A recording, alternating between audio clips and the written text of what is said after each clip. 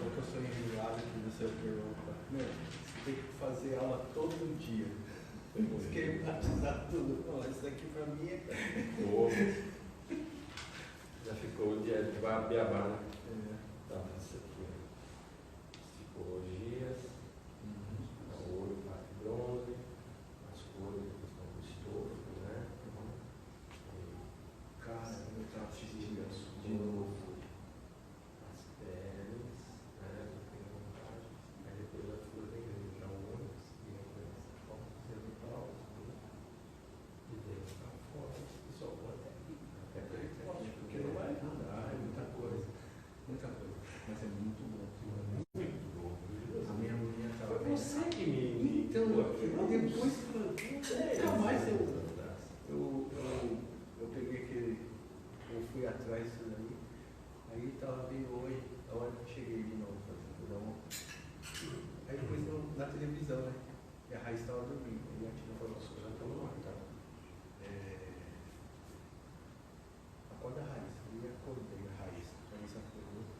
Aí sentou assim no lado e eu estava deitado. O que é isso, pai? Eu falei assim, o estudo que vai dar hoje na igreja do Fernando, tu não vai passar. Ficou se olhando, né? Passou 10 minutos, eu falei, ai, Vergonha bastante. como antigamente os crentes eram mais crentes. Não tem essa palavra aí agora. Caramba, que coisa linda. Estamos no Evangelho? Estamos. Quando puder começar, você me avisa. Posso começar? Já temos pessoas aí conectadas? Então, muito bem. Uma ótima noite, queridos e queridas. Que a graça e a paz do nosso Senhor e Salvador Jesus Cristo seja com vocês. Muito bem-vindos a mais uma noite da Roda dos Esclarecedores. Numa noite aqui em São Paulo, gelada, uma noite de inverno. Chegou o inverno em São Paulo. Quero fazer com vocês uma oração e uma breve recapitulação e começarmos o nosso estudo de hoje. Tenho certeza que tem bastante informação muito importante, muito empolgante para a sua vida, para essa noite. Oremos. Pai, eu te agradeço, Senhor, em nome de Jesus Cristo, por mais um dia de vida. Te agradeço, Senhor, pela rica oportunidade de estar em tua casa, onde vamos estudar a tua palavra, vamos aprender um pouco mais sobre as tuas coisas, as questões da tua palavra, Senhor. E em nome de Jesus, eu te peço, amado Espírito Santo, seja conosco aqui, e que estaremos conduzindo esse tempo. E te peço também, amado Espírito Santo, seja com os meus irmãos que vão estar ouvindo, aprendendo, e vamos interagir essa noite a respeito das coisas concernentes ao teu reino, a revelação e a iluminação da tua palavra. Em nome de Jesus, amém. Muito bem, nós vamos dar sequência hoje à terceira quinta-feira que nós estamos falando sobre um tema muito relevante, que é encontrando Jesus no Antigo Testamento. Qual a proposta da Roda dos Esclarecedores? A proposta nossa é facilitar, trazer ferramentas, trazer instrumentos para que você tenha facilidade em ler a Bíblia. É muito comum pessoas que nos procuram e falam: pastor, eu leio a Bíblia, mas eu não entendo, eu não compreendo, por conta das linguagens metafóricas do Antigo Testamento, sendo sombra daquilo que viria no Novo Testamento e tudo isso. Então, quando nós resolvemos conversar sobre esse tema, foi depois de uma reflexão que se Jesus é o centro da Bíblia. Eu estou fazendo aqui uma retrospectiva, tá, pessoal, nessa introdução. Você que está aqui às 2 quintas-feiras, você já entende isso, mas sempre tem alguém novo, então eu estou pensando nesse alguém novo, e para você que já ouviu, também reforça isso, cognitivamente, didaticamente falando, é bom para você. Então, se nós temos Jesus como o centro da Bíblia, O nome e a pessoa de Jesus, de fato e de verdade, só se revelam lá em Mateus. Então, aonde que Jesus está nos 39 livros que estão para trás? Apenas na profecia, nas profecias messiânicas? Não, nós temos tipologias no Antigo Testamento que trazem uma revelação do Cristo, daquele que haveria de vir, da relação dele com a igreja, questões proféticas sobre a igreja. E nós estamos então em alguns textos que aparentemente são complexos, incompreensíveis. Nós estamos trazendo aqui a ideia de facilitar a sua leitura, de trazer chaves para que você possa, chaves hermenêuticas, para que você possa olhar para o Antigo Testamento com um olhar mais sereno. E nós falamos então há 15 dias atrás sobre a figura de Isaac e Abraão. Abraão representando o pai, Isaac representando Jesus, representando o filho, a questão do sacrifício, muitos detalhes riquíssimos, os detalhes de Abraão, da vida de Isaac, digo, com até mesmo o momento de Jesus Cristo indo para o Calvário, e nós encontramos detalhes pormenores ali, tem sido muito bom. E na semana passada nós falamos sobre o casamento de Isaac. Então, o encontro de Isaac e Rebeca sendo ali o encontro de Jesus e da igreja. Então, toda essa tipologia. Então, a linguagem das tipologias do Antigo Testamento.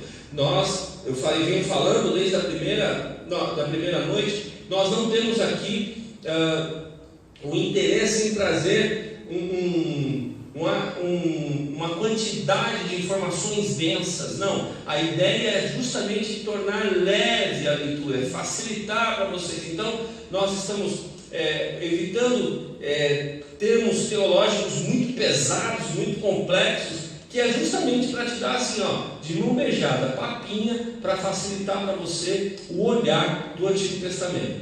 Hoje eu convidei meu amigo, parceiro de longos anos de caminhada, presbítero Roberto Wagner, para estar conosco aqui. Ele que é diretor nacional do Instituto Bíblico Brasil para Cristo, IBBC, que é a nossa faculdade de teologia na denominação Brasil para Cristo. Meu amigo, como eu disse, meu amigo de longas caminhadas pessoal e ministerial, está conosco aqui. E daqui a pouco vai chegar o presbítero Ricardo também para essa nossa confraria bíblica aqui, onde nós vamos estar conversando hoje sobre o tabernáculo. Muito provavelmente o tema sobre o tabernáculo não se esgota hoje, é um nível de riqueza assim, muito grande. Talvez mais uma ou duas quintas-feiras nós continuemos aí falando sobre isso. Boa noite, presbítero Roberto, a paz. Boa noite, irmão. Acho que está desligado. Boa noite, irmãos. A paz do Senhor. Amém.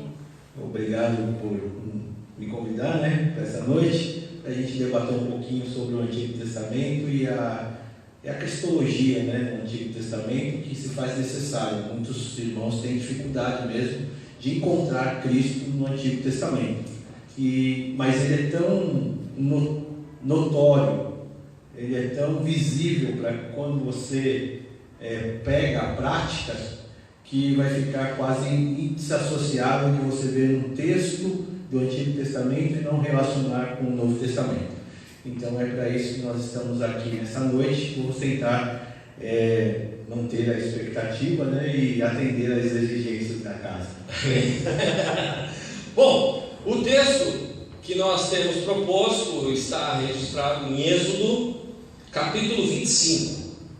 Êxodo, capítulo 25. Vamos lá para o texto e eu vou ler aqui alguns versículos com vocês. Em Êxodo 25. Vou ler até pelo menos o versículo 8, ok? Êxodo 25, de 1 a 8. Diz assim o texto: Disse o Senhor a Moisés: Fala aos filhos de Israel que me tragam oferta, de todo homem cujo coração o mover para isso. Dele recebereis a minha oferta.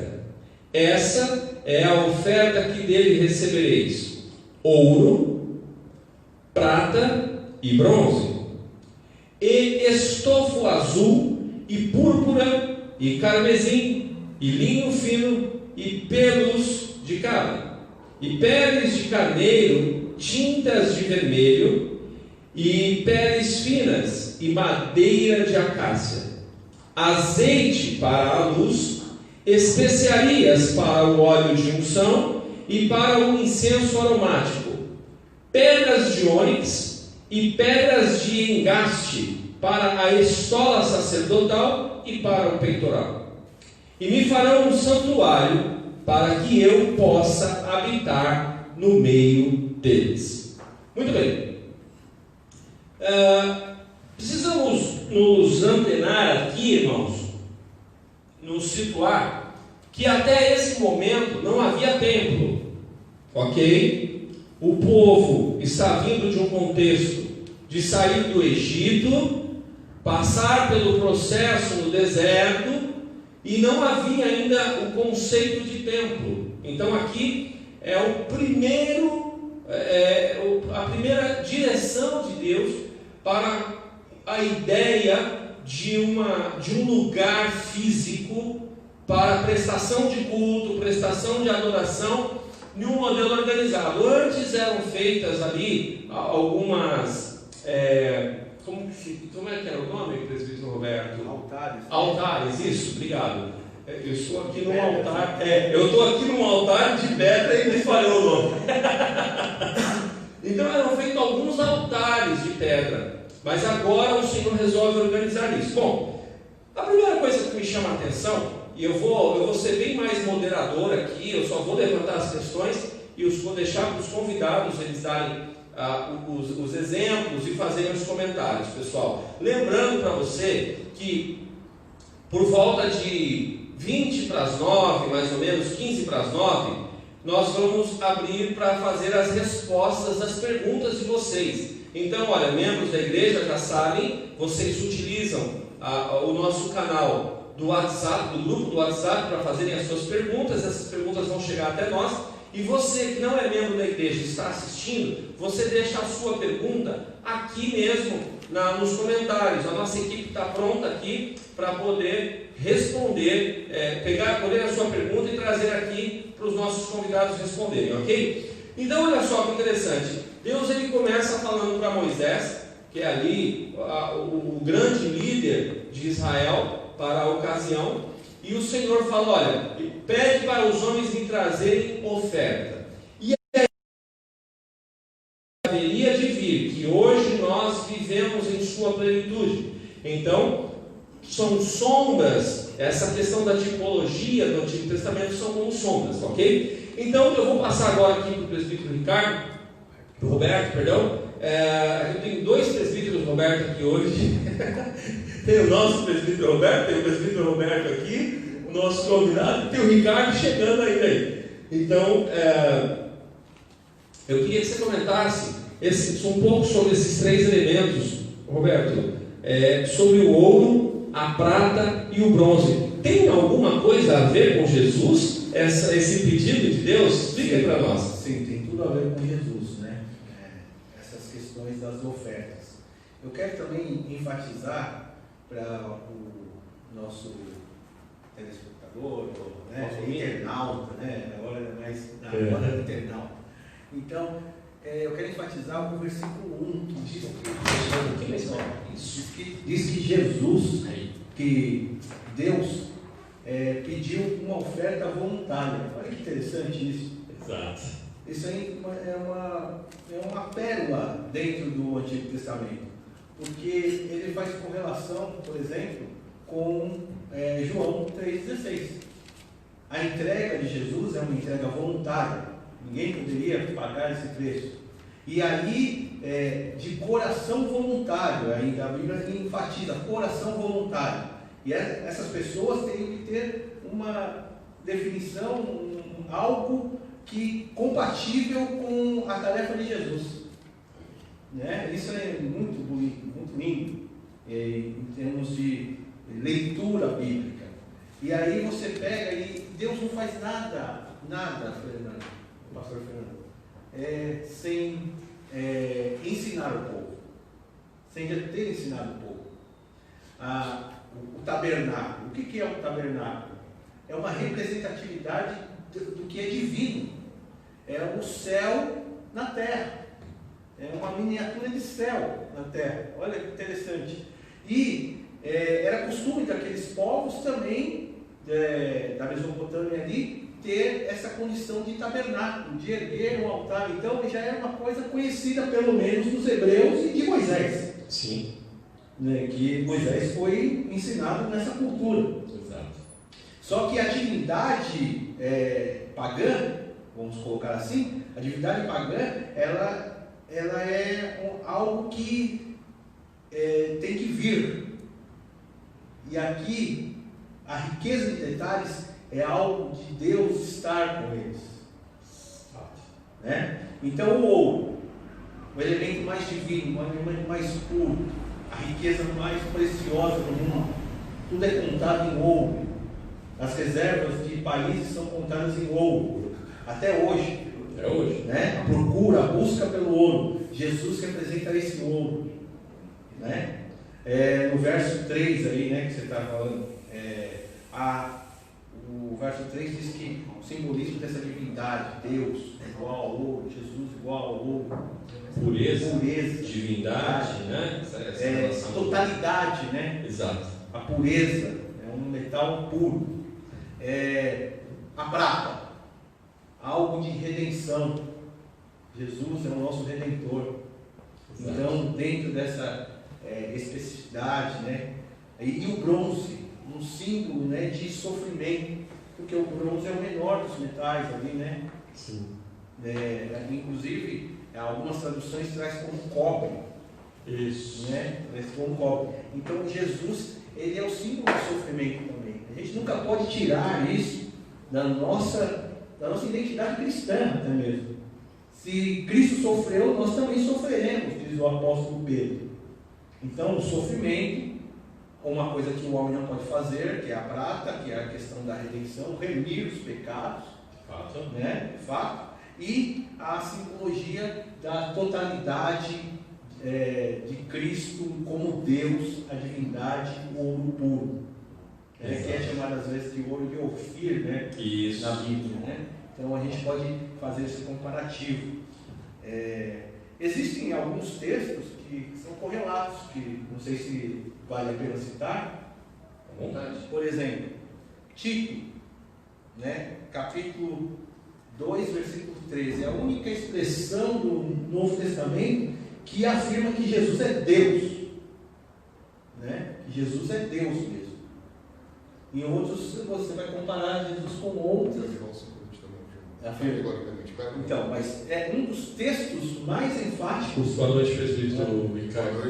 Liga o microfone. E eu gostaria até de ler. O pessoal está falando só de cantinho. E eu gostaria até de ler Tito 2, 13. Na Bíblia. Para não ficar só nas palavras aqui. A gente podia fazer enquanto eu falo. Isso, o outro já acha ali, presbítero Ricardo. E também Efésios 1,7 vai falar sobre a questão de remir pecados, né? E Romanos 8,17 vai falar da questão do sofrimento. Então essas três coisas são intrínsecas em Cristo Jesus. Estão em Cristo. E tem que se fazer essa valia. Essa relação desses três metais, né, relacionados a Jesus são muito interessantes. Essa questão do ouro, ela tem a ver com a divindade, a pureza da divindade, a questão da redenção, é algo valioso, precioso. A prata, esse elemento redentor, e o bronze, em algumas versões, como você bem disse, vem como cobre, tem a ver com o sofrimento que o Senhor Jesus passou e que nós, como igreja, também se faz necessário, conforme o apóstolo Pedro disse, fazendo as suas palavras aí. Pode deixar. Quem já disse, né, a paz do Senhor Jesus, irmãos, Deus abençoe. Quero dizer que é um grande prazer estar aqui ao ao lado de grandes e ilustres mestres, né? Eu sou o menor dentre todos, viu? Deus abençoe. Modéstia à parte. Tito 2,13. A qual deu a si mesmo por nós, para nos remir de toda iniquidade e purificar para si um povo que lhe seja seu. Versículo 13. Aguardando a bem-aventurada manifestação do nosso grande Deus e Salvador, Jesus Cristo. Grande Deus e Salvador. Então é equalitário. Jesus é Deus, né? Afirmativa de Tito, da carta de Paulo a Tito, né? João 5,20. E ele nos deu o entendimento para conhecermos aquilo que é verdadeiro. E no que é verdadeiro nós estamos, isto é, em seu Filho Jesus Cristo. Este é o verdadeiro Deus e a vida eterna. E Romanos 9,5 também fala uma coisa. É isso aí. Bom, muito bem. Então aí nessa introdução nós já vimos esse pedido de oferta de Deus, essa oferta voluntária, muito bem pontuada pelo presbítero Roberto, nessa comparação de Jesus. Agora eu quero levantar para vocês aí, presbítero Ricardo, uma coisa interessante. Eu, quando era mais novo, eu lia, e eu vou dizer para vocês até alguns anos atrás, eu lia e eu não achava, eu não via sentido nessas cores. Por que Deus enfatiza tanto essa questão das cores? E depois, se vocês observarem, essas cores elas aparecem aqui no tabernáculo. Deus faz um pedido de umas cores. Eu, no começo das minhas leituras de Bíblia, falava, mas essas cores não fazem sentido, não tem nada a ver. Por que tem que ser essas cores? E depois elas vão permeando por todo o Antigo Testamento, essas cores vão aparecendo. Então vamos lá. Aí vai falar sobre montar um estofo, né? De cores azul, cor púrpura, a escarlate, que é o roxo, né? A escarlate, que tem a ver com o carmesim, né? E a ideia do linho fino, né? Que é uma ideia de brancura, né? Eles trazem a ideia do linho fino de uma ideia de brancura.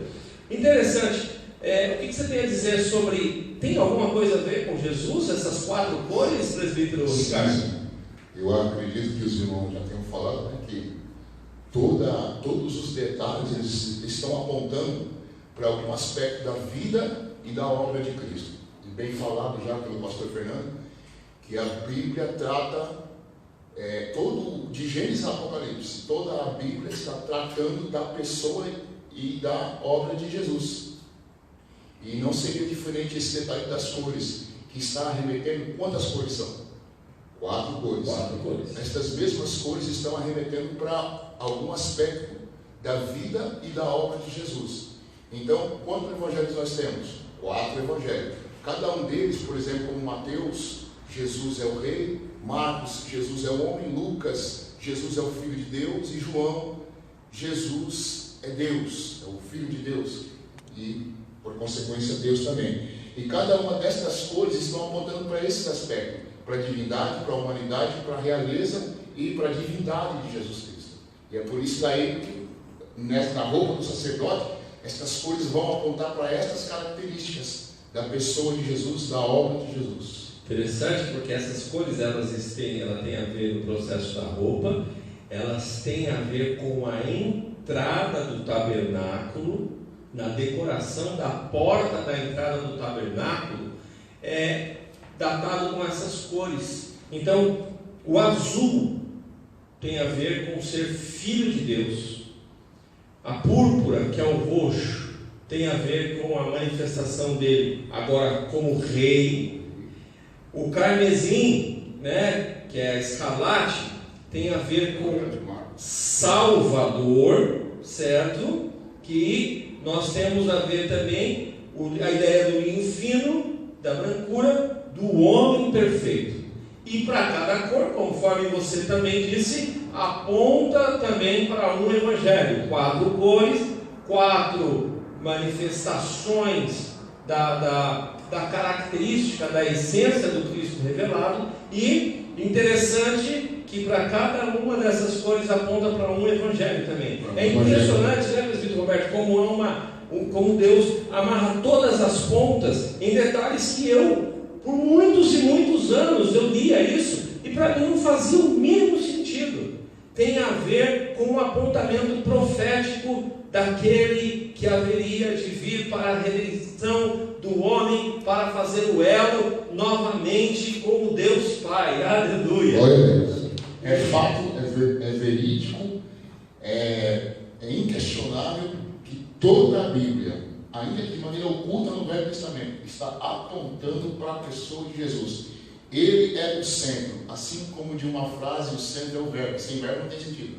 Se você não aplicar um verbo, não tem sentido. Na vida, na história, na obra, na existência do ser humano, do cosmos, de tudo. Se não aplicar a pessoa de Jesus, não faz sentido. Olha Hebreus capítulo 1, versículo 1.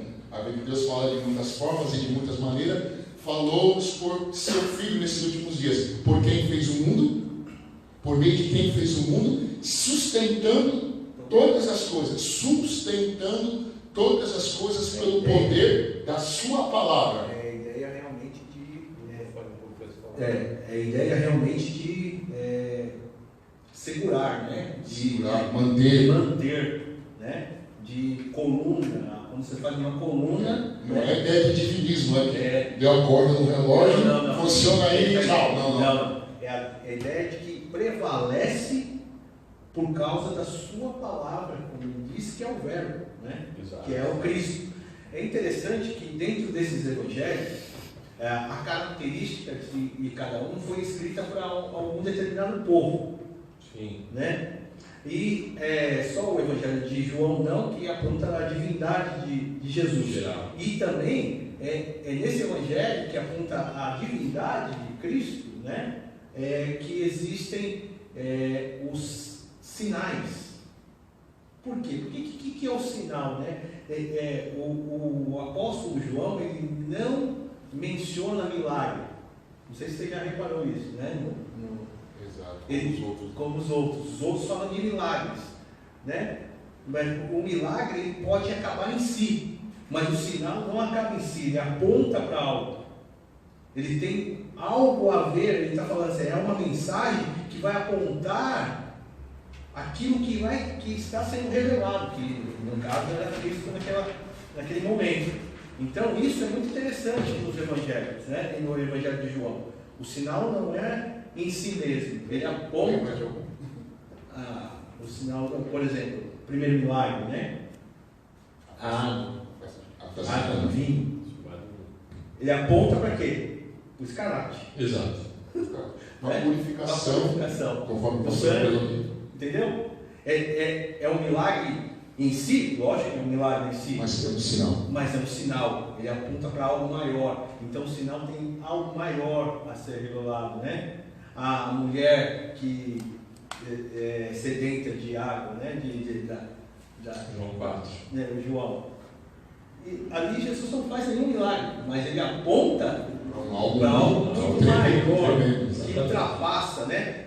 Ele está na figura de profeta. Ela mesma relata isso. Olha, essa é uma figura de profeta. Esse é um profeta. Então, e eu estou falando com um profeta. Mas Jesus fala assim, se você beber dessa água, meu filho, nunca mais terá sede. E ela ainda não entendeu. E ela não entendeu, porque apontava para algo maior. Então isso é muito interessante no Evangelho de João. João está sempre falando de coisas divinas, de algo. E quando você ler, o internauta aí ler o Evangelho de João, por favor, já olhe para ele como algo já concreto, como findouro. Então, algo que já foi concretizado. No princípio, era o verbo se fez carne, era Deus, se fez carne. Ou seja, algo que já era, algo que já estava tomado, concluído, estabelecido. E aí você vai ver a narrativa, as últimas 7 semanas de Jesus na Terra, né? Exato, fato. E o próprio texto de João vai dizer que vimos a sua glória como a glória do unigênito do Pai. E ele tabernaculou entre nós. Isso, ou seja, viveu entre nós, é o sentido do tabernáculo mesmo para Israel. Exato. Só acrescentando, Roberto, e isso ainda é um micro. A aponta para aquela visão lá de Apocalipse, quando João diz: eis aí o tabernáculo de Deus com os homens, neles eles serão meu povo e eu serei o seu Deus, e com eles habitarei. Então a ideia com Israel é a ideia da totalidade da humanidade. Exato. No tabernáculo. Oh, glória. Não é? É a ideia de ser total. Deus estava ali já se revelando na sua totalidade. Ali já tinha os 4 evangelhos, ali vai ter o pecado, ali vai ter como se livrar do pecado, ali vai ter como se purificar e matar a nossa própria carne. Então, são coisas tremendas que levariam... Se você fala no tabernáculo, no desenho do tabernáculo. No desenho do tabernáculo, sim. né? A questão, nós vamos trabalhar a cássia, né? Sim. Vamos trabalhar o bronze, A cássia volta para a carne de Jesus. Vamos chegar lá. Vamos chegar lá agora, cara. Vou puxar isso para esse tema agora. Outra coisa, pastor Fernando e presbítero Ricardo, a divindade de Jesus era apontada para quem? Para aqueles que eram seus. Fato. Os judeus, os hebreus. Então o evangelho de Mateus é um evangelho já voltado para a população, para a nação, para o povo de Israel, o povo hebreu, né? Como Salvador em Marcos, porque em Marcos ele é Salvador, e filho do homem, né? A questão salvífica, né, de Cristo. A redenção era apontada para os romanos. Por quê? Porque os romanos eles imperavam naquele tempo, eles mandavam no mundo, tudo era organizado por eles, e quando chegava o Império Romano, por exemplo, no primeiro século, chegava a Pax Romana, ou seja, acabava entre aspas, né? As 13, mas entre aspas, porque isso aqui é história também, as rixas, mas eles traziam a paz romana. Então isso também tem a ver com esse evangelho. E o Linho, ele tem a ver com o evangelho de Lucas, que é um médico, e que como médico e como grego, né? Escreve para os gregos, e como médico, a filosofia grega sempre procurou o homem perfeito. Exato. E ali aponta Jesus. Isso contaminou muito os judeus, que esperavam o Messias perfeito e glorioso para eles, né? Glorioso. Como um estadista, né? Como um nacionalista. Isso abalou as estruturas de Israel. Não judeu, Seguindo, voltando aqui, versículo 5. Ele vai pedir umas coisas interessantes aqui, olha. Ele vai falar sobre peles de carneiro, e algumas versões vão estar falando sobre texugo, né? Pele de carneiro ou pele de texugo, em tinta vermelha. Interessante isso, né? Vai falar sobre a madeira de acácia. Para que tinha que ser a madeira de acácia? Vai falar sobre o pelo de cabra e vai falar sobre o azeite da lâmpada. Quem quer começar? Quem quer comentar um pouco cada Só um? comentar a respeito do se era pele de cabra ou de texugo. Não, era a pele de cabra e de texugo, cada um apontando para uma coisa. Só lembrando os irmãos também que à medida que esses elementos, que esses objetos do tabernáculo, eles vão aparecendo na descrição das escrituras, ela está fazendo o quê? Ela está repetindo não significado diferente, está repetindo a mesma história, falando de salvação, falando de redenção, falando de purificação, falando de adoração. Então são detalhes que estão sempre voltando e apontando. Nós acabamos de falar aqui coisas que dizem respeito à salvação, à santificação, a obra de Deus na vida da humanidade, dos seres humanos. E aí vem esses detalhes de novo, eles estão voltando de novo e apontando para as mesmas coisas, né? Então o texugo nos fala que é uma pele que não tem aparência, mas que ela cobriu o templo, né? O tabernáculo, né? Então o que nos fala? Nos fala daquilo que diz Isaías 53. Não víamos nele, nesse momento, né? Uma coisa referente à cruz, nós não víamos nele coisa alguma para que o desejássemos. Então é algo que está apontando para Cristo. Exatamente, aparência desprezível. O que pode sair daquela aparência? Não tem jeito, não tem forma, não tem tamanho, não tem status, não tem glória, não tem nada.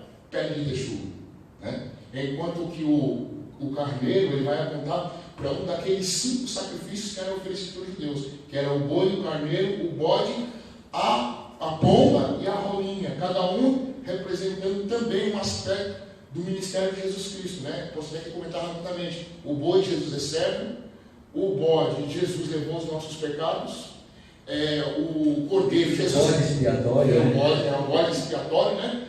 Jesus, o cordeiro que nos substituiu na cruz do Calvário; a pomba, a simplicidade de Cristo; e a rolinha, a pobreza de Cristo. Lembra que os pais deles levaram para sacrificar e ofertar o Senhor no templo? Era sacrifício de gente pobre, que não tinha recursos. Mas mesmo assim ali tinha uma lição. Qual que é a lição? Que mesmo você não tendo nada, não possuindo nada, alguma coisa você tem que levar. Não aparecerás diante de mim como as mãos faziam. Mesmo porque a criação do mundo é farta de recursos. Total. Então Deus está ensinando, isso é interessante que o presbítero Ricardo falou, dessa questão da repetição. Nós não temos mais isso na escola, nós não temos mais isso na nossa sociedade. Outras formas de falar a mesma coisa. Nós não temos a repetição. A repetição, ela é uma cultura completamente oriental. O oriental, ele faz isso. Ele faz isso com excelência, maestria. Você vai ver, você vai ver, por exemplo, em número 7, lá está falando 12 vezes, repetidas vezes, a mesma história, em número 7. Você acha que o ser humano tem dificuldade de guardar? Porque 4 evangelhos, 3 falando da mesma coisa, né, das mesmas histórias. Então a repetição, por que Deus manda, em Levítico, manda as pessoas inculcarem na cabeça das crianças, né? Colocarem na cabeça das crianças e repetirem isso diversas vezes? O próprio livro de Deuteronômio, repetição. Repetição. Então, essa é uma característica que se perdeu, né? Quem que usa isso de repetição hoje em dia? Talvez atores. Tem que ler constantemente para quê? Para relembrar o texto, para guardar no texto, para massificar no texto. E a escola de atores, não vale esquecer, a sua essência também é uma escola que é dessa mesma origem que você está falando aí. Oriental. Muito legal isso. Então, isso é uma coisa que nós ocidentais precisamos, talvez resgatar. Por isso que está escrito: medita na minha palavra de dia e de noite. É um processo de repetição. Eu estou no processo, a gente tem o hábito de ler sempre a Bíblia. Esse ano eu estou fazendo novamente aquela leitura, tem alguns irmãos da igreja fazendo, a leitura anual da Bíblia, né? E todos os dias, por exemplo, eu concluí quase todo o Novo Testamento, eu estou fazendo um alternado antigo e novo. E hoje eu estava lendo a Bíblia, esses últimos dias, eu estou lendo ali 1 Samuel, vendo Davi com a sua lealdade, né, que ele tinha para com Saul. Ele teve mais de uma oportunidade que ele diz: Deus te entregou na minha mão, mas eu não quis. Ai de mim, ele ficou constrangido, consternado em tirar a vida daquele que um dia o Senhor nos deu. Eu estava prestando atenção na nobreza desse homem. Dali saíram, desse momento de dificuldade e perseguição, saíram alguns dos mais lindos salmos, de mais inspirados salmos. Então, coisas que eu já li, que eu conheço, que eu prego, que eu ensino, que eu medito, mas todas as vezes que você vai renovando, não foi. Hoje eu ri e chorei observando essas coisas, essas questões. Hoje eu li dos capítulos 17 e meditei do 17 ao 30 de 1 Samuel. Foram 13 capítulos hoje. Eu fiquei assim encantado, eu chorei, ri, dei risada, chorei, me alegrei. Falei, uau, como eu tenho que aprender com esse homem, quantas coisas. Então, esse processo da repetição é muito importante, sobretudo com a palavra de Deus. Muito bom. Então, a ausência de beleza certo? Ausência de beleza, que conforme você tem entre os 5 animais, né, que é a pele de bode, né? Sim. Então, aí Jesus fez expiação por nós. É da onde sai acreditado assim, é o bode expiatório. É. É o bode substitutivo. Então aqui desses que eu li, nós temos ali a pele de texugo, ausência de beleza. Segundo o que Isaías falou, né? Não tinha formosura, beleza alguma. Tinta em vermelho, tem a ver com o sangue do cordeiro, esse processo de repetição. E a madeira de acácia? Então, a madeira de acácia, quer comentar? Não, pode comentar que eu estou falando no texto e Tá. a gente remata. Então, Madeira de acácia. Para quê? O que representa essa madeira de acácia? a acácia é inteirada, né? Já pregou aqui sobre isso, né? A madeira de acácia é aquela madeira nobre, ela mesmo na terra, ela não se apodrece. Ela não apodrece. Tem a ver com 2 Coríntios 5, 21, aquele que não conheceu o pecado, se fez pecado. Tem a ver com Hebreus 7, 24 e 25. Convinha-nos assim um sumo sacerdote que fosse santo, puro, imaculado, separado dos pecadores, que não necessitasse de sacrifício por si mesmo e depois pelos outros, como faziam os sacerdotes dentro do tabernáculo. Então tem a ver com resistência, com resiliência, tem a ver com pureza, e é essa madeira que fazia e é dessa madeira, né, 60 colunas que cercavam todo o tabernáculo, 60 madeiras de acácia, e eles eram fincados no chão e amarrados por cordas feitas de pele de carneiro. Lá na frente nós vamos falar sobre isso. Só atenha-se à madeira de acácia. Calma. Nós temos aqui, já falei Porque isso. a madeira de acácia na tenda, ela está ligada por um fio de pele de cordeiro. Eu vou falar sobre isso. Calma. Calma. Depois eu vou falar sobre a coluna, uma estaca que é enfincada, metade dela na terra e metade fora. Calma. Nós temos, eu quero ser bem lúdico, quero ser bem passo a passo, porque a quantidade da riqueza de detalhes que tem aqui é muito importante. E assim, eu já disse aos irmãos, já conversei com o presbítero Roberto, impossível esgotarmos a temática do tabernáculo em uma aula, ou duas, eu talvez não dê para fazer em duas, não tem problema, nós não vamos correr. A roda dos esclarecedores, a roda dos esclarecedores tem essa proposta. Não tenho que correr como uma pregação. Nós vamos esgotando o tema de uma forma bem didática para vocês. E acabou, quinta-feira continua, nós pegamos na onde paramos e vamos seguindo, não tem problema. Até Jesus voltar, nós vamos estudando a palavra de Deus aqui. E a madeira de acácia também tem a ver com a questão carne sacrificial, né? Perfeita. Ela é perfeita, ela é incorruptível. Né?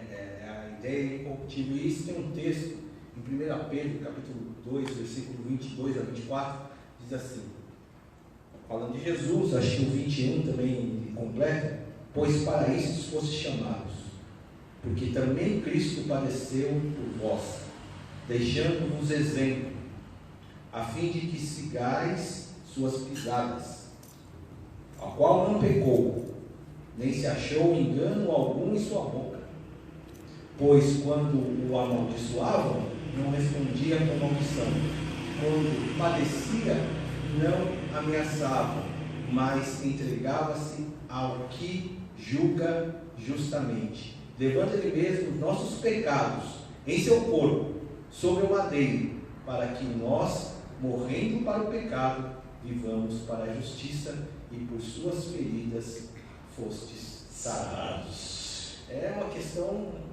é lindo, né, esse texto, né, quando a gente vê essa questão da madeira de acácia, né, essa questão da incorruptível, Jesus incorruptível, ele não podia, ele não pecaria, viveu entre os corruptos, viveu próximo ao pecado, o pecado permeou, mas não conseguiu tocá-lo. E em carne. Em carne. É muito fácil. Como nós. Como nós. Que é muito fácil e muitas pessoas têm essa tendência, mas ele é Jesus. Não, ele fez questão de vir entre nós. É por isso que essa palavra de João, do Evangelho de João, capítulo 14, ela é muito rica. Ele habitou, ele viveu entre nós. Vimos a sua glória glória como do unigênito, vindo do Pai, cheio de graça e de verdade. Olha, é alguma coisa que você também vai tocar, a verdade, a graça de Deus, a verdade de Deus no tabernáculo, o caminho que vai ser é interessante que para Moisés, fazendo aqui um parênteses, né, para Moisés, Deus revelou algo, o tabernáculo de dentro para fora. Nós começamos falando de fora para dentro. Por quê? Aí tem uma ideia do século IV de Santo Agostinho, que me permite colocar aqui, que é a ideia do distanciamento. Nós estamos falando de tanto distanciamento hoje em dia. Mais distanciamento. Isolamento, né? Distanciamento social, essas coisas assim. Mas a ideia é a seguinte: veja, nós estamos num relacionamento de Israel com Deus, uma proximidade muito grande, em vista de nós, da questão de eles saberem quem é Deus, né? Conhecerem o povo, conhecer a Deus um pouco mais aprofundado, né? A questão do Imago Dei, né, Fernando? Exato. Quanto mais próximo de Deus, mais imagem e semelhança nós somos do divino. Isso daí, Santo Agostinho escreveu sobre isso daí. Quanto mais distante, nós estamos vivendo um distanciamento astronômico de Deus, assim, na nossa era, né? No nosso século. Assim, nós estamos a quilômetros, né?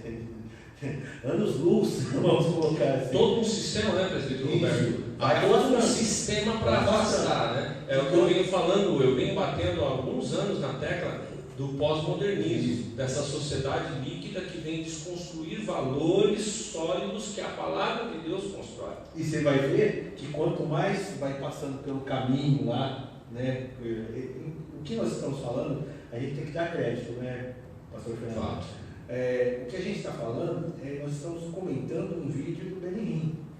Né? Sim, um vídeo antigo, muito didático, muito antigo, né? Muito bom, que você encontra também no YouTube, então não é novidade. O pessoal precisa, e aí ele vai falando isso, e essa questão vai ficando mais patente quando você tem essa ciência, de quanto mais perto de Deus, mais imagem e semelhança você é. Né?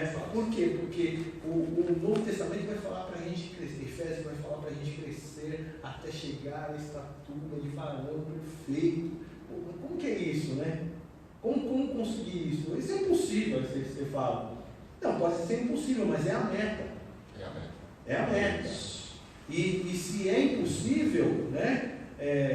Para Deus não é impossível. Então, a gente tem que calgar isso, ansiar isso, buscar isso, quebrar paradigmas. E Ele torna isso possível pelo caminho, pela verdade. Preparou tudo, né? Para que fosse possível. Então, e a gente vai entrando, vai se aprofundando, vai chegando, a gente vai vendo que a gente vai se tornando mais imagem. E quanto mais afastado, menos imagem, menos semelhança nós temos com Ele. E menos desejo. Menos desejo. E aí é legal que vai entrar numa parte que a gente tem que matar a nossa carne, né? Depois que somos salvos, a gente tem que matar essa carne. E como que a gente faz isso? E aí é profundo aquilo lá, né? Muito lindo. O detalhe, né? Dentro disso que nós estamos falando, né? A questão do desejo. Isso aí é comum a todos os homens. Pode ter o título eclesiástico que for dentro da igreja de Cristo. Todos vão passar pela mesma síndrome de ter que lutar com a carne para buscar a Deus. Até que você alcance aquele desejo mesmo de Moisés. Eu citei aqui Êxodo 33:13, quando Moisés diz: Senhor, mostra-me o teu caminho. Chegou o desejo de eu querer conhecer o caminho de Deus. Por quê? Porque eu estou interessado em andar nesse caminho. Mas aí já passei por um processo de matar a carne. A carne, Gálatas 5:22, a carne não combina com as coisas do Espírito, não permite, é relaxada, é opositora à busca. Por isso que você tem que matar a carne. Se a carne não estiver obedecendo, manda jejum nela. É isso aí. Olha, meu Deus, não olhem para o relógio, como eu falo aqui no culto, não olhem para o relógio de vocês. Embora vocês estão em casa, vocês estão de boa, muito provavelmente vocês estejam aí agora debaixo de um cobertor, mesmo assistindo aqui a nossa roda dos esclarecedores, vocês estão aí enrolando, nós estamos aqui congelando, aqui está frio que só a graça. Mas eu não sei, não vamos nem conseguir. Eu preparei uma parte para o dia de hoje, não vamos nem conseguir chegar, porque tem o pessoal já mandando aqui comentários, acho que perguntas também.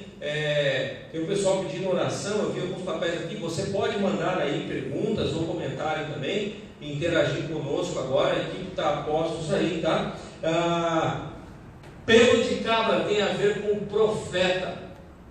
Isso que te digo. Muito interessante, o Senhor pede a oferta. Aqui eu estou falando, gente, olha para dizer que interessante, a riqueza de detalhes que nós temos. Vamos falar sobre o tabernáculo. Nós estamos hoje falando somente sobre a oferta voluntária que o Senhor pediu.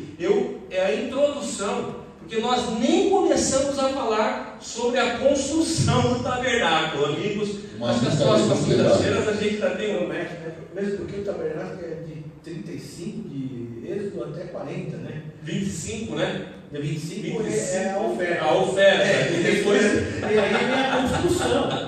Tem a construção. Gente, eu sou fascinado pela palavra de Deus, eu sou fascinado pela riqueza de detalhes. Eu confesso que eu estudando isso de uma semana para cá, porque nós decidimos fazer esse tema aqui ao vivo, na quinta-feira passada, né, Ricardo? Decidimos aqui, interagindo assim, no pinga-fogo, como diz o outro, né? Pá, vamos lá. Só me chamou ontem. Então, mas mestre é assim, né? O mestre é assim que a gente trata. Amanhã pinga-fogo, né? Até porque eu achei muito interessante, né? Aqui, conversa de bastidores aí dos irmãos.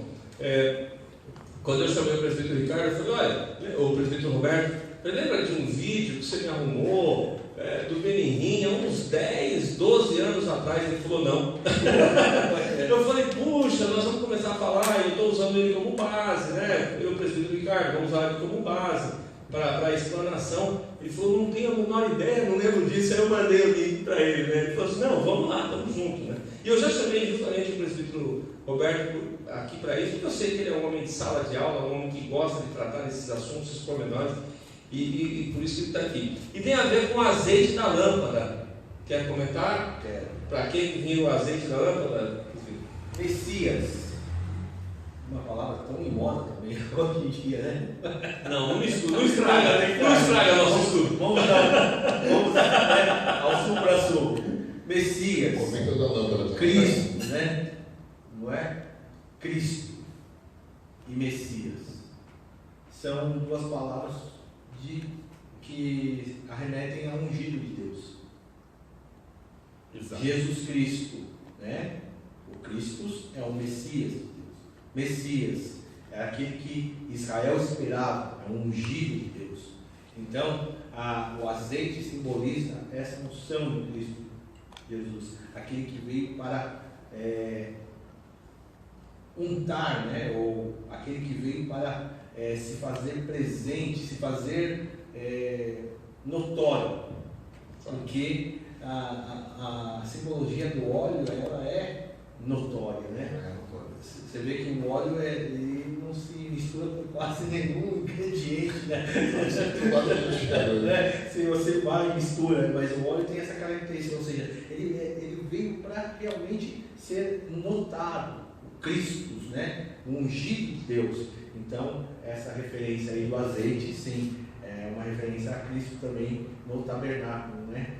E a presença do Espírito, né? Posso fazer um comentário? Lembra que eu comentei contigo uma vez, pastor, que eu estava lendo as Escrituras, e aí eu bati em Atos dos Apóstolos, capítulo 10, versículo 38, onde lá a palavra de Deus diz assim: assim como Deus ungiu a Jesus de Nazaré com o Espírito Santo e poder, o qual andou por toda parte, fazendo bem, curando os oprimidos do diabo, porque Deus era com ele. E aí aquela unção que Jesus recebeu arremete a capacidade. E aí eu pensando nessa palavra, lembrei quando via minha mãe, e agora minha irmã, fazendo bolo. E eu certa vez eu perguntei, para que passar óleo na forma? Aí ela me disse assim, é para que a farinha, o bolo não grude na forma. Eu falei, função de capacitação do bolo, o que tem a ver? Pensei comigo, Quando você passa aquele óleo na forma, a forma fica capacitada a não deixar nada pegar nela. Então você põe uma boa camada ali, né, de óleo, aí você põe aquela pasta para assar, e aí assa o bolo e o negócio sai limpo praticamente. Não gruda como que quando você não coloca, que já foi o meu caso. Então você sai liso, aquela unção, aquele untar na forma capacita a forma a não se apegar a nada. E aí tem a ver com essa capacidade de Deus dar poder para se santificar, o poder de Deus para manifestar a glória de Deus na terra entre os homens através dos sinais, dos prodígios e das maravilhas. É a capacidade que Deus tem, que coloca em você para que você receba a revelação. Quem nos revela? A título aqui, o modelo da lâmpada, que é o candeeiro, na verdade. A iluminação. Pouca iluminação, que significava muito perigo, pouca iluminação, pouca revelação e muito perigo na manifestação. Então tinha aquela luz baixa dentro do Santíssimo, naquele candeeiro, né, de 7 pontas. Baixa a luz, menorar. Pouca revelação, eles não sabiam muito bem o que estavam fazendo, conforme diz o escritor de Hebreus. Pouca revelação e sombra, né? É sombra. Sombra. Exatamente. Sombra não tem muita revelação. É verdade, bem colocado. Então, sombra não tem muita revelação. Então, isso mostrava lá dentro do tabernáculo, o candeeiro, com pouca iluminação, pouca revelação e muito perigo na manifestação de Deus. É isso. Com essa leitura, com essa lente do Novo Testamento, fica muito mais fácil para nós fazermos essa leitura. Exatamente. Então, só fechando aqui. Então, a unção de Deus sobre a vida de Jesus o capacitava a ser quem ele era e a fazer o que ele fazia. E esta mesma unção está derramada sobre quem? Sobre a igreja de Jesus Cristo. Mas, por alguns motivos e detalhes e tal, como ele falou aqui, estamos distantes. É como igreja, como corpo de Cristo, talvez não tenha havido tanto isso. Mas a unção tem esta função de nos capacitar em Deus. Você falou uma coisa interessante, não se apegar, né? Nós não podemos ficar se apegados aqui. O apóstolo Pedro vai falar que nós somos estrangeiros. Concidadãos da cidade de Deus, da família de Deus. Então, nós não podemos estar apegados, né? Hoje nós temos aí até mesmo fazendo um relato aqui, né? Vamos lá, então falando um pouco mais próximo. Um correlato. Hoje nós estamos, a igreja infelizmente está correndo atrás aí e tal, e a gente tem essa pandemia, essa doença. É uma evidência. Mas nós não podemos estar apegados nessa terra. Nós somos, né? Nós somos salvos. Forasteiros. O que o apóstolo Pedro fala é isso mesmo, somos forasteiros, peregrinos. Nós estamos de passagem aqui. Então, nós somos escolhidos por Deus. Precisamos entender que essa fase aqui, se vai passar ou não vai passar, nosso lugar já está garantido, né, irmãos? E a gente tem que viver isso, né? É um desejo, um anseio disso, né? É isso. O presbítero não ser profeta do caos, né? Mas, claro. Eu não sei do caos. Olha aqui, olha para cá. Olha o que a gente espera, né? Como cidadãos da cidade do Altíssimo, da família de Deus. Efésios 3, 11, O presbítero Ricardo citou aí sobre essa questão do compartilhar com a igreja. Eu quero pegar o link do próprio texto, no versículo 7, vai falar sobre pedra de ônix, vai ter ali alguma questão sobre algumas iguarias, algumas pedras que eram colocadas no peitoral, na estola sacerdotal, no peitoral do sacerdote, que aí tem a ver com esse compartilhar da igreja, porque aí a figura do sacerdote, a figura de um homem, né? Ali literalmente, figura não, né? Literalmente um homem colocando no peito para que todos vissem aquele compartilhar. Então ali vem uma ideia da igreja, nessa questão que você citou, ela está caracterizada no versículo 7. Bom, com isso nós fechamos a introdução.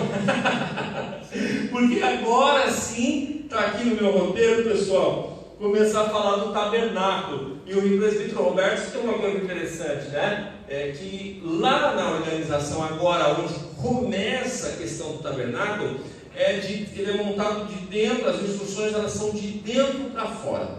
Eu só vou fazer a introdução da relação do tabernáculo, porque vai ser o desfecho de hoje, e aí fazer interatividade aqui com o pessoal que está assistindo, está participando conosco. Por que de dentro para fora? Porque justamente é assim que o Senhor Deus trabalha no homem, é assim que o amado Espírito Santo trabalha no homem. Ele começa um processo de reconstrução, o processo de redenção, o processo de regeneração, ele acontece de dentro para fora. Louvado seja Deus. Até isso nós vemos esse detalhe dessa interlocução de Deus para com o ser humano. Então, não vai dar, gente, olha, hoje nós ficamos só na parte da oferta, não deu para chegarmos ao ponto do tabernáculo, da construção em si. Então, semana que vem nós voltamos falando disso. Não sei se tem mais perguntas, temos mais perguntas aí, pessoal chegando, algumas considerações. Vamos lá, eu tenho uma pergunta aqui para os nossos amigos. A irmã Roseli. Ô Roseli, querida, ótima noite, obrigado por participar mais uma vez conosco. A madeira de acácia tem a sua grande importância. Em relação aos cajados usados, quais eram as madeiras? Acho que é o cajado dos pastores, talvez, né? Penso que sejam esses cajados. Esse enigma aí, eu vou deixar para o meu irmão responder. Uma boa pergunta, meu irmão. Nunca pesquisei isso. Por isso que eu deixo Roseli, você conseguiu deixar uma semana para mim responder, porque agora. Mas professor é assim, né? Professor é assim. Eu sempre falo isso nas minhas aulas. Né? Que a gente não souber, a gente corre atrás.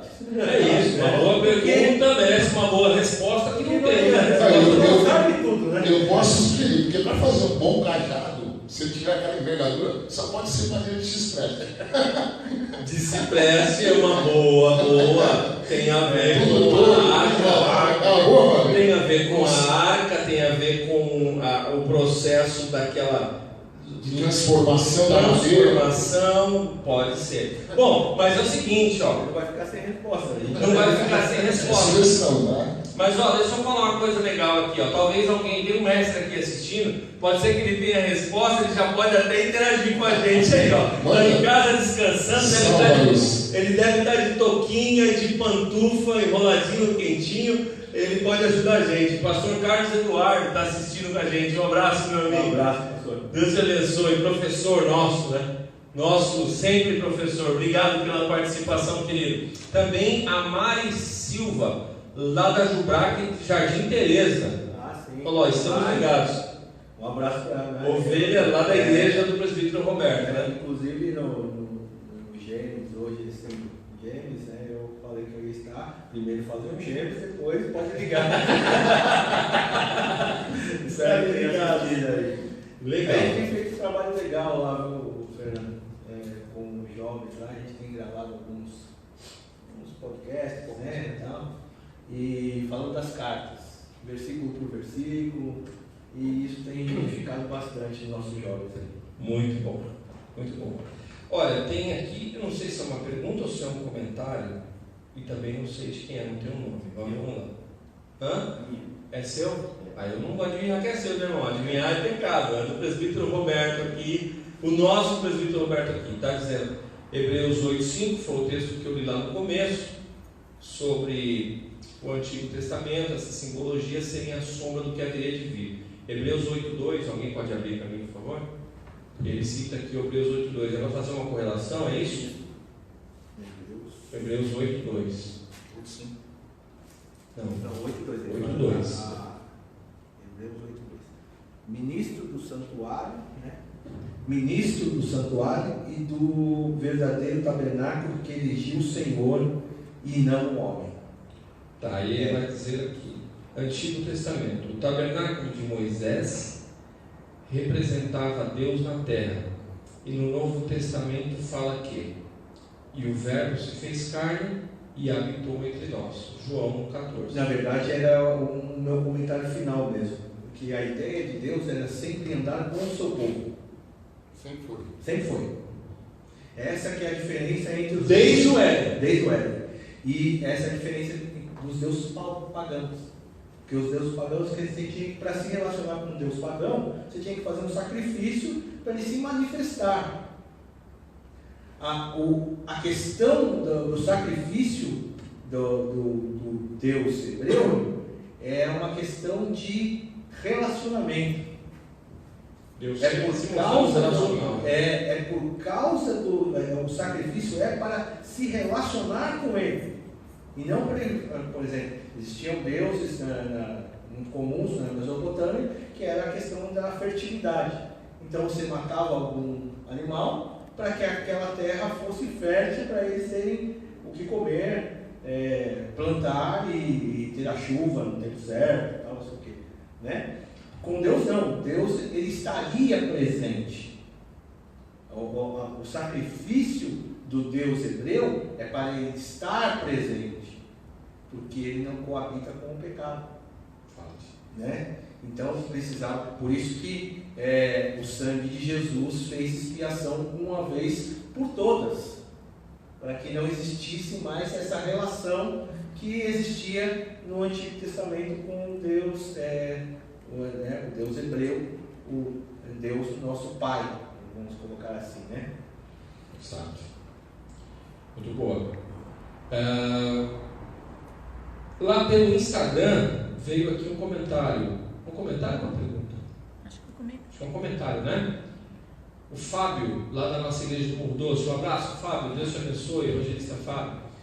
O próprio Senhor Jesus cita sobre o fato dos sinais. Quando cita, o único sinal seria do profeta Jonas. O cumprimento dos sinais provenientes do anúncio da palavra. Isso tem a ver com a questão que você citou do Evangelho de João, lá atrás, sobre os sinais, né?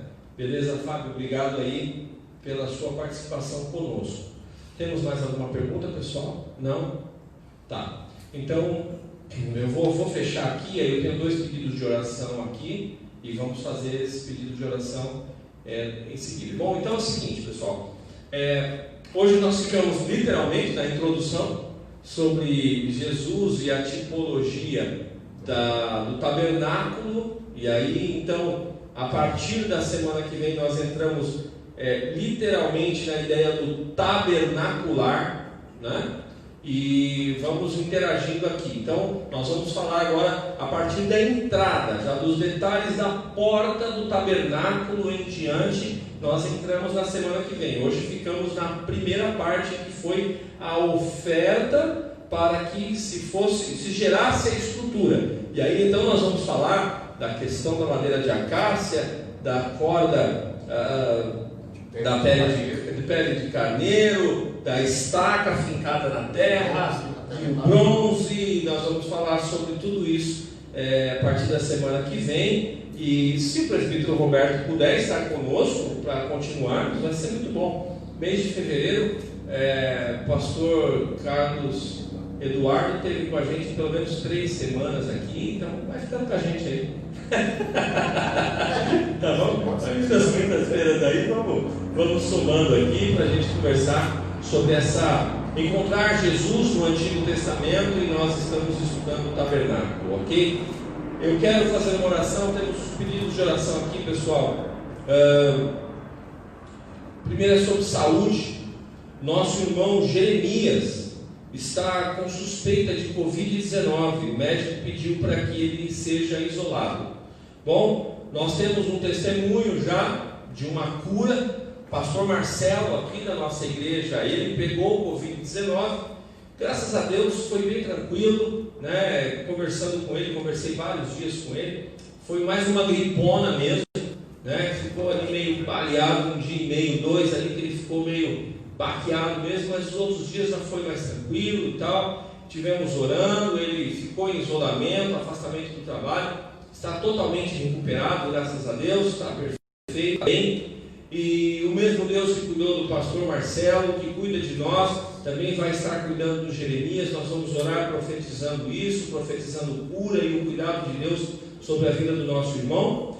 E também oração pela irmã Marlene. A irmã Marlene está pedindo aqui para o envio de uma correspondência importante. Então nós vamos orar nesse momento, crendo no nosso Deus, que é um Deus que sempre se move em direção ao seu povo. Pai, em nome de Jesus, eu te apresento agora a vida do nosso irmão Jeremias. E agora, Senhor, eu peço a Ti que o Senhor entre com saúde na vida do Teu filho, que esse vírus seja eliminado. Em o nome de Jesus, Pai, nós agora liberamos uma palavra de bênção, de intercessão. Senhor, vai de encontro ao Teu filho. Amado Espírito Santo, vai de encontro ao Teu filho e entra com a cura necessária que ele precisa tanto nesse momento. Tira, Senhor, toda preocupação, a apreensão, dê o bálsamo de Gileade a ele, Senhor, para que ele descanse em Ti e que ele venha, Senhor, conforme nós estamos pregando aqui há 8 semanas, nos domingos, que ele venha descansar na Tua palavra, naquilo que o Senhor libera sobre os Teus filhos. Cuida dele, guarda dele, em nome de Jesus. E em relação, Senhor, a essa correspondência que a irmã Marlene precisa, que é importante, cuida também, guarda e dê, Senhor, tranquilidade à Tua serva. Em nome de Jesus, que as Tuas bênçãos acompanhem o Teu povo, Senhor, para o louvor da Tua glória. Amém. E graças a Deus. 9 horas mais 7 minutos, nós estamos encerrando aqui mais uma edição da Roda dos Esclarecedores. Quinta-feira que vem nós continuamos com esse tema, permitindo Deus. Entramos aí sim, mais especificamente na construção do tabernáculo e a sua tipologia do Cristo. Agradeço o presbítero Roberto que está conosco aqui, lá da nossa igreja de Jardim Teresa. Um abraço ao pastor Marcos, os irmãos lá, ok? Presbítero Roberto, o presbítero Ricardo, mais uma vez, obrigado. E não posso deixar, gente, de parabenizar a mulher mais linda do mundo. Hoje é dia 28 de maio. Nós temos 2 membros aqui da nossa igreja, 2 membros da nossa igreja fazendo aniversário. Primeiro é a mais linda, minha esposa, Salma. Ela está fazendo hoje mais um dia que comemora a virada de calendário. E eu só tenho a agradecer a Deus pela bênção que ela é na minha vida. E quero fazer uma oração final apresentando a vida dela, pedindo a Deus realizações, sonhos e também profetizando saúde, paz e alegria. E também a Bruna Cavalcante, filha do nosso pastor Orlando Máximo, também está fazendo aniversário hoje. Eu vou fazer uma oração final e já também apresentar as nossas queridas irmãs. Eu vou fazer o seguinte: eu vou pedir para o presbítero Roberto fazer essa oração pelos aniversariantes e já fazer a sua oração de encerramento também. Oremos. Pai, em Teu nome, Jesus Cristo, nosso Salvador, Criador de todas as coisas, nós Te louvamos, Senhor Deus, por essas irmãs, pela vida das almas, Senhor Deus. Que o Senhor acrescente graça, que o Senhor acrescente, Senhor Deus, anos de vida, realizações. Oh Deus, nós profetizamos, Senhor Deus, sonhos concretizados na vida dela, na vida, Senhor Deus, também da irmã Bruna. Que o Senhor a abençoe poderosamente nesse dia, Senhor Deus. Que ela venha desfrutar do seu descanso, da sua paz e das realizações que só tem no seu nome, Jesus. Coisas inefáveis que nós não conhecemos ainda, Senhor, mas que estão ao nosso alcance pela fé, por adorar o Teu nome, por buscar a Tua face. Nós Te louvamos, Senhor Deus, pelo aniversário, pela vida dessas irmãs. Te louvamos e Te engrandecemos em Cristo Jesus, para a glória do Teu nome. Também, Senhor Deus, pedimos que o Senhor dê a todos os que estão assistindo nesse momento a Tua direção, a Tua paz que excede todo entendimento. Guarda as mentes, guarda os corações. Tira o medo, Senhor Deus, que estamos vivendo nesses últimos dias, Senhor. Coloca, Senhor Deus, certeza das coisas, Senhor Deus, que ainda não se fazem presente no nosso meio, mas que já são realidades no Teu reino. O amor, a paz, a benevolência, a gratidão, Senhor Deus, o desfrutar de um novo dia amanhã E, Senhor Deus, ó Pai, nós pedimos em nome de Jesus, saúde aos teus servos, confiança aos teus servos. Oh Deus, um espírito, Senhor Deus, que não seja um espírito de covardia, mas um espírito de coragem para enfrentar, Senhor Deus, tudo que há pela frente nesses dias, Senhor Deus, que estamos vivendo na terra. Não se esquecendo que o Senhor é o nosso Deus, protetor e salvador. Para a honra e glória do teu santo e bendito amado nome, a Trindade Augusta, Pai, Filho e Espírito Santo. Amém. Nós nos despedimos da tua amada igreja, em nome de Jesus. Amém. Amém. Deus abençoe vocês. Domingo, 18 horas e 30 minutos, temos o nosso culto de adoração e celebração ao Rei dos Reis. Esteja conosco. Deus abençoe, uma ótima noite. Fiquem na paz de Cristo.